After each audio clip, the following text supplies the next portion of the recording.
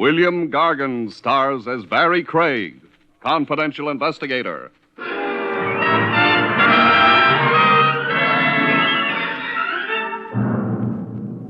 I knew a murderer once who was planning to get married. So he killed a man for money enough to furnish a house. It didn't work out, though. All he got was the chair.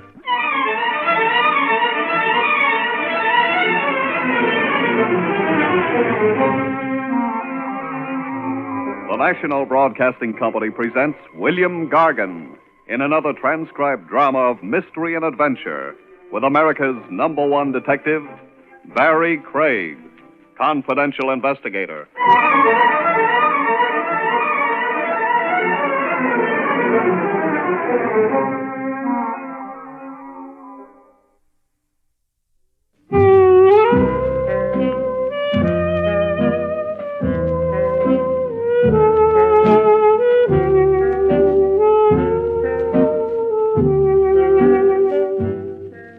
Barrie Craig speaking. It gets dark early these days. It's always cold, and a confidential investigator's business dies a slow death. Maybe it's because the weather discourages romance. Wives stay home knitting. Husbands decide the blonde wasn't born who's worth a trip through the icy city. So I'm in the office pretending to go through the files, trying to keep the corpse warm. The buzzer buzzes, and I look up. Maybe I think it'll be a fireman. It's open. If it is, he forgot to bring the fire with him. You, Craig? I'm Craig. Sit down. Yeah. Kinda cold out. That's why I'm still here, Mr. Hearn's the name. Joe Hearn. How do you do? Are you in a position to take on a job? A job for when? Tonight. Oh, you're lucky. It so happens I'm free tonight. Now, if you'd wanted me to go to work tomorrow, you'd still be lucky. I'd be free then, too. What's the matter, Pop? Huh? Oh, nothing, just cold. I ain't so young anymore. Who is? This job for tonight, what's it about? It's just that I want you to go along with me to pay a visit. Sounds easy enough. Yeah, I used to have one of those. What? Oh, investigator's license? Yeah. Nothing but night watchman now, though. Job won't take more than a couple hours. Would $25 be enough? Sure. Here, I got the dough with me. It's out on Staten Island. Ouch. It ain't too bad. You can stay inside on the ferry. You better meet me around 8:30, hmm? Okay. Down in the Bay Drive corner, Western, 8:30. Place we're going to is maybe a 5-minute walk from there. Bay Drive and Western, 8:30. Yeah. Well, I guess I'll see you later, huh? Oh, Mr. Hearn. Yeah? $25 for company on a visit is a little on the rich side for you, isn't it? Yeah, but on this visit, Yeah? I want to make sure I don't get killed.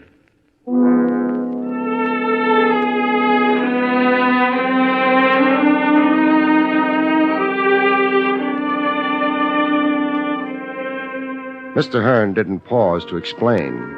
I started after him, shrugged my shoulders, went back to the desk, and put my files away. A client's got a right to his privacy. I wondered how I'd like being a night watchman if I ever washed up as a private eye. I decided I wouldn't and headed for a hamburger joint instead of a steakhouse for dinner.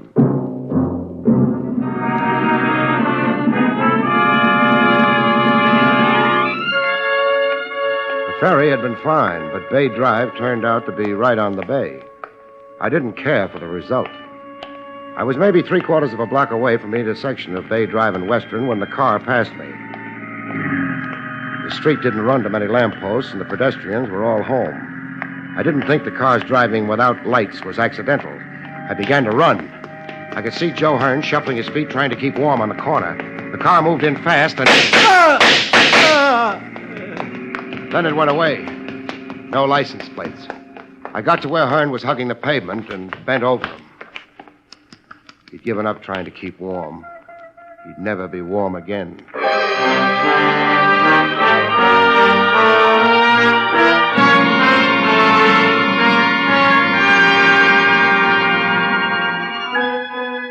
Bay Drive ran parallel to the water. Nothing was below it except a crooked shoreline and the cold darkness of the bay itself. I'd flagged a passing car and had the news phoned in. After a while, Joe Hearn had a spotlight on him, the undivided attention of a half a dozen cops and a nervous intern. Joe Hearn wasn't particularly interested. Barrie? Welcome to Staten Island, Lieutenant Rogers. Thanks. I could use a red carpet for a windbreak. Hearn hired you to help him pay a visit. To whom? Me, I would have said to who? That's an interesting sidelight on your grammar. Doesn't tell me anything, though. That's because I don't know anything. Hearn wasn't giving out information. Hearn was a night watchman for the coastlines. He worked in one of their warehouses. Near here? Half an hour's walk. No help there. His date was closer. His date has been canceled. Nobody spotted the car, Barrie. Probably put the lights on again once it got a few blocks away. Trav, were your men able to dig up anything on Hearn's actions just before he wound up here? Landlady at his boarding house said he had dinner there. He stopped off at a place called Old Tyrol for a beer. I spoke to the manager, a man named Grunner. Wound up with nothing. Hearn always had a beer there on his way to work. That's it? Yeah, I hope he enjoyed his beer.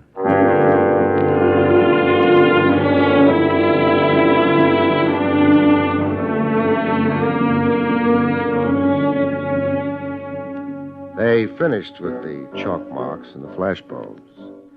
Hearn wasn't a heavy man. They had no trouble rolling him onto a stretcher and taking him away. The last I saw of him was a pair of tired shoes. The right one had a hole in it.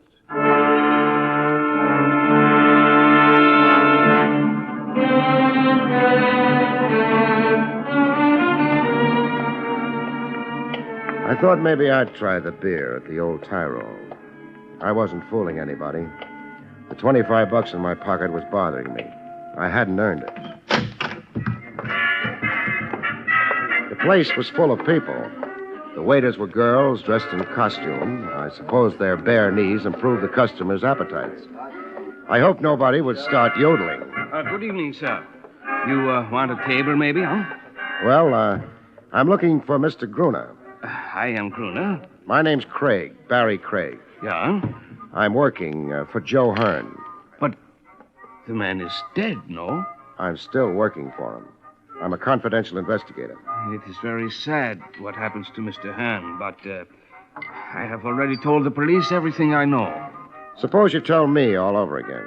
I do not know exactly what confidential investigator means, but I am a friend of the police captain here in the district. That's nice. He would not like it that I am disturbed. Hearn didn't like trying to breathe through the blood in his lungs. You do not make yourself very pleasant.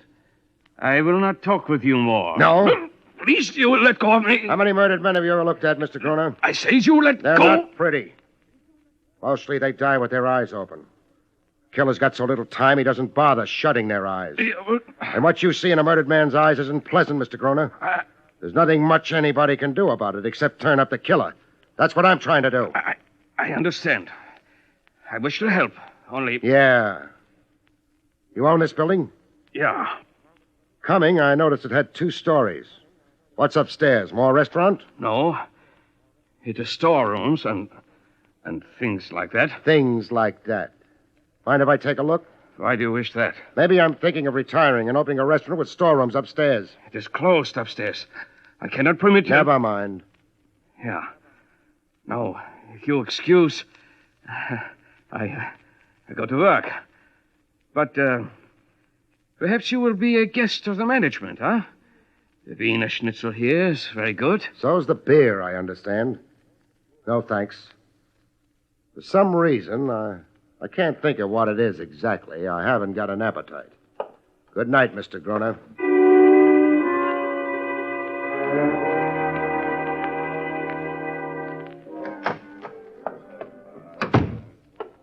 Welcome to the Bay Drive precinct, Barrie. Hello, Trav. How's the beer at the Old Tyrol? What makes you think I've been there? We've met before. You're bothered about Hearn. Sure. I owe him $25 worth of investigation. Uh-huh. Worrying about money? What else? I won't tell anybody you're sentimental, Barry. Thanks. I'll keep quiet about your reading books. That makes us even. What'd you find out, if anything, at the old Tyrol? Nothing. You? You gave us the fact that Hearn was a private eye once upon a time. So? Reason he quit was because the commission revoked his license. They must have had a reason. They had. A good one? Not too good. But they couldn't help themselves. Happened around 10 years ago. You going to talk without prompting? The way it went was Joe Hearn had an office downtown, on the waterfront. Had a lot of jobs for shipping outfits. Was doing pretty well. Until he testified against a man named Pete Solder. They had a law then about testifying against men named Pete Solder? The charge against Solder was smuggling. His lawyer brought in a lot of witnesses.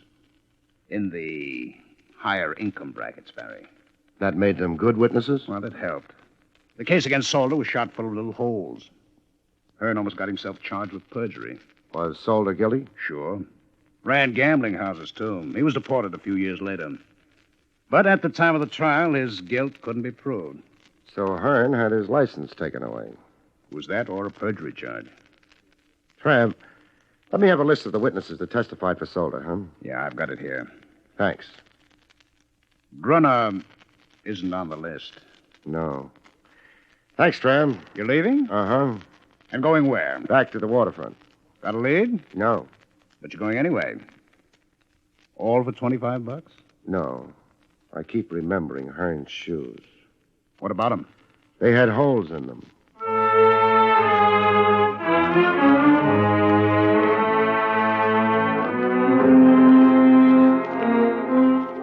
I went back to the corner of Bay Drive and Western. The cops were gone. Hearn was gone. The only thing left was a blood stain on the pavement. Not much to show for a lifetime. I remembered what Hearn had told me. His visit was to a place 5 minutes from Bay and Western. It wouldn't have been back along the way I'd come. It couldn't be down Western to the water. It might have been up Western going inland. It might have been along Bay Drive where it hugged the shore. I'd invest 5 minutes along the shore. Hearn's life had been played near water, and it ended there. 5 minutes was a small investment. But Bay Drive died on me. In 5 minutes, a high brick wall stared at me. I backed up away from it, and there was a house rising above the wall, set deep behind it. Maybe it was the wind that lifted the small hairs out of the back of my neck. I found a gate in the wall. There were lights in the house. Who's that? Open the gate. Sure, I'll open. Now what? I'm paying a visit to the house. What time do you think it is? 2:30 in the morning.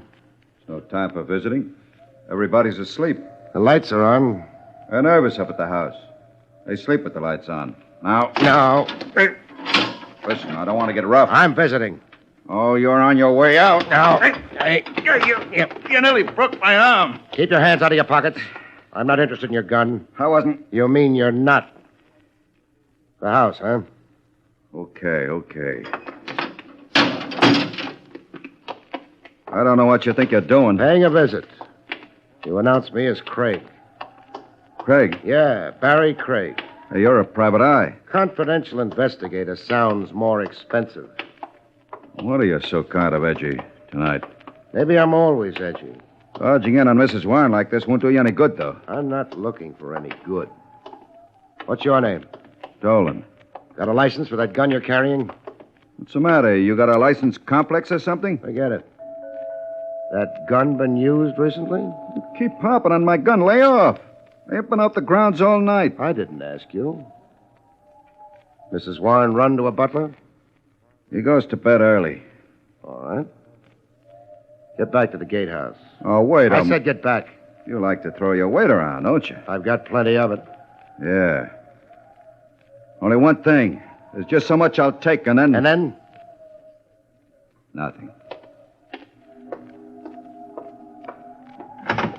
Dolan, what? I'm not Dolan.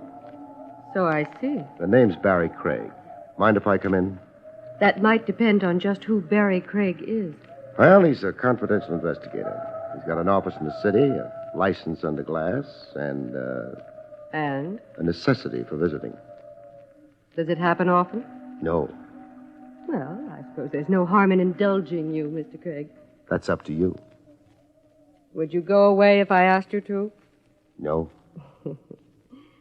Come in, Mr. Craig. It's a strange hour for a visit, Mr. Craig. You're up, Mrs. Warren? I keep strange hours. Why did you come here? A man named Joe Hearn was shot to death a little while ago. Oh, but... He was a private eye once upon a time. More recently, he's been a night watchman. Right now, he's dead. Well, I'm sorry about that. I suppose investigators are all fine men. They bleed when they're shot, and when they've bled long enough, they die. That was hardly necessary. People don't always realize. Big house you've got here. Yes. Around 8:30 tonight, you were where? I don't really see why I should answer your questions. Do you mind answering? Of course not. Then, 8:30, I was here. I may have been reading. alone? My husband's dead. Oh. The butler goes to bed very early. But of course, there's Dolan. There's always Dolan. The grounds run right down to the water's edge, don't they? They do. You're a beautiful woman, Mrs. Warren. Right. Thank you. Beautiful and rich. Why did you let me walk through your front door? Meaning that I didn't have to? I'd put it that way. But perhaps I wanted to. Was it my hand-tailored suit or my polished manners? Your polished manners. Or perhaps the hat you're wearing. It's still on your head. In the trial of a man named Pete Solder a number of years ago, another man named Thomas Warren testified on Solder's behalf. Thomas Warren was my husband. I know. Thomas Warren's testimony helped a private investigator named Joe Hearn lose his license. Oh, we're back to that. We never left it. It was that Joe Hearn who died tonight. What possible interest could I... Solder knew lots of people like the Thomas Warrens. He must have had something. I hardly knew him. You must have been what, 18 at the time? A few years older when Solder was deported? Did you still hardly know him then? I'm trying to understand why you're asking me these questions. Hearn was killed a few minutes after he left a restaurant and bar called the Old Tyrol. It's run by a man named Gruner.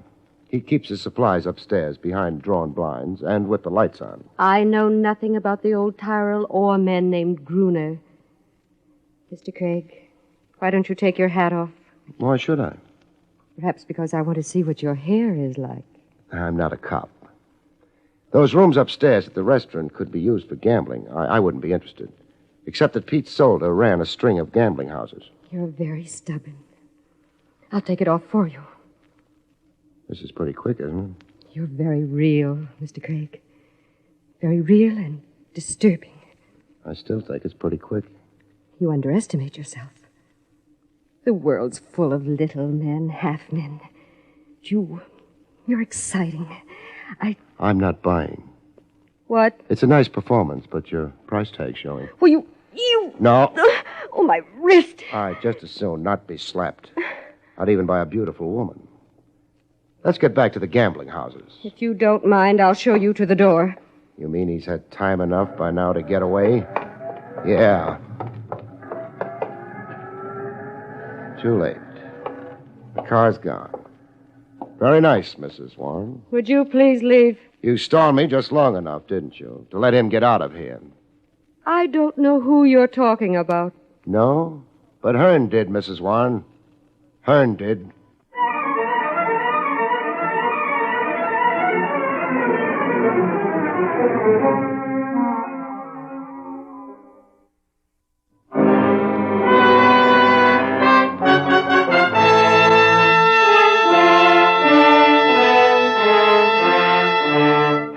I left. Dolan didn't try to stop me. I hadn't expected him to. Out in the bay, the boats lay at anchor, rocking with the tide. The Old Tyrol was still open for business. I gave it mine. Out in the restaurant, a handful of people made tired passes at food. The bar was doing better. The bartender had a very high-class assistant. Hey. Yes, sir. What will it... Mr. Craig. Hello, Mr. Groner. You are back again. Huh? Yeah. Surprised? What is it you want now? Let's not disturb the bartender. Let's go where we can talk. I do not wish to go Sure you do. Only you don't realize it yet. I still say... Groner, you know where I've been? It is not my business. I've been visiting Mrs. Warren. It means nothing to me. Who is Mrs. Warren? A lady with a lawn sloping right down to the shore of the bay. So? Yeah. We, go to my office. Fine. He's upstairs. No objection. Right up among the storerooms, huh? Store? Oh. Yeah. You didn't hit those yeahs hard enough. What you really mean is that you're closed up for the night. Upstairs. You say things which I do not understand. Never mind. My, office is here.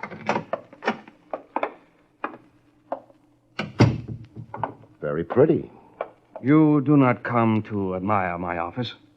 Mr. Craig, what is it you wish to say to me? How well did you know Joe Hearn? I hardly knew him at all. He stopped in every night for his beer. It must have been more than a casual thing. No. The cops know better. Well, what I meant is that, of course, I knew Mr. Hearn, but not very personal, you understand. I understand. You served him his beer tonight? Yeah, an old customer. And while he was drinking that beer, what did he tell you? Nothing, except how the weather is and... Yeah? And that is all. A couple of boys chatting about the weather. No, Groner. What do you mean, no? I don't like your answer. Please. I'm not being brutal, just making sure you stay with me. Groner, what did Hearn tell you tonight? I'm not well. Please. You're just beginning to feel sick. It'll get worse, Groner. I am not concerned. I'll tell you what you and Hearn talked about. Hearn mentioned the fact that on his way to work, he always passed the Warren estate. He told you that when he passed it last night, he saw someone go in that estate. Someone whose face he had a very good reason to remember. Isn't that what he told you? No, I swear to you. No?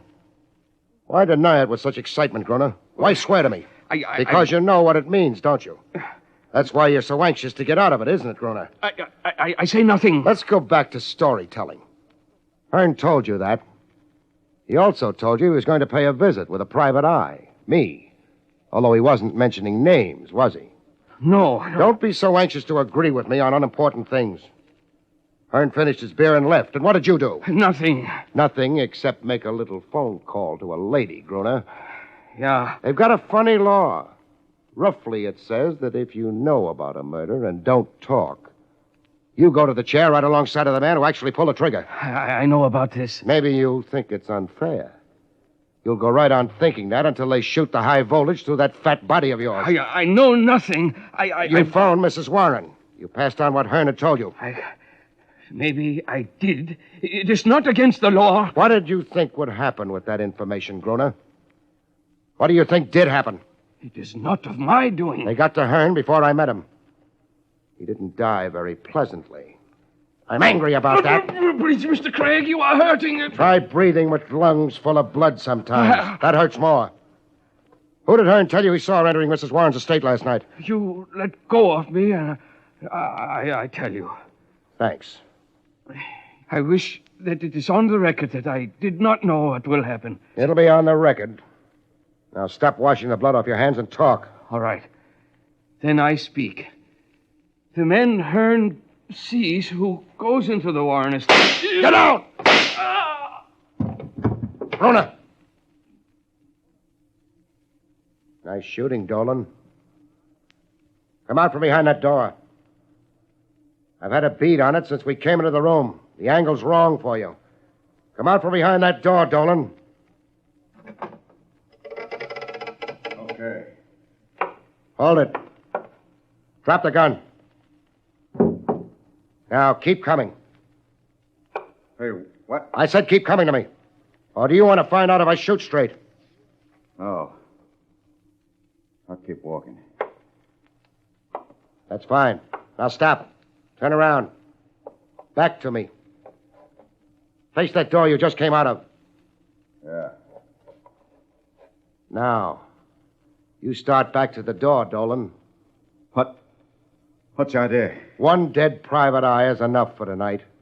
So we play it this way. Start walking. I'll be right behind.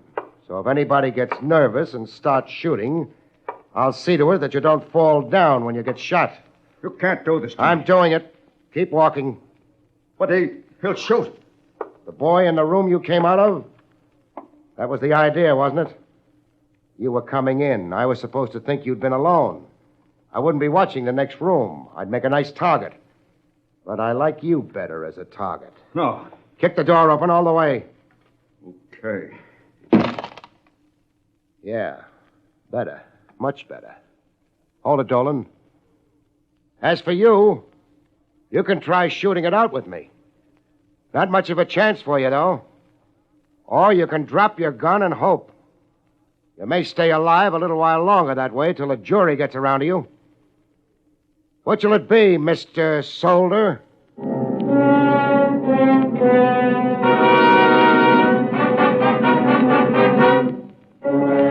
Mr. Solder, Mr. Pete Solder, dropped his gun and surrendered to the authorities. I dropped him in Lieutenant Rogers' lap. The lieutenant dumped him in a cell, and then... He'll keep for a while. Not too long. He's turning spoiled right now. But Pete Solder, after all these years... Yeah. Funny, he sneaked back into the country and might have got away with it. But the place he picks out turns out to be the one place he should have stayed away from. He had no way of knowing Joe Hearn's route to his job, took him past Mrs. Warren's estate. No. So Hearn saw him and what? I'm not sure. He wanted me to come with him when he visited the Warren estate. He wouldn't tell me why. If he'd come to us, he'd be alive now. Yeah, but he was too bitter, I guess. He wanted to make a citizen's arrest himself. Get back to Solder for all the years, the worn-out shoes, the tiredness. It might have worked out if he hadn't talked to Gruner. Gruner, who ran a gambling dump upstairs in his restaurant, who had a tie-in with Solder. And that was it. But, what led you to it? Little things, mostly. Something Hearn came across on his way to work led to his death. The Warrens had figured in the reports on Solder's trial. A small boat could land on the estate without being seen. And Dolan said something about this being a night where a private eye would be edgy. But he had no way of knowing about Hearn unless he'd had a hand in his death. Well, it's all washed up. What are you doing the rest of the night, Barry? Go home and... No. I earned my $25. I'm going out and spend it. On what? A steak. Good night, folks. See you next week.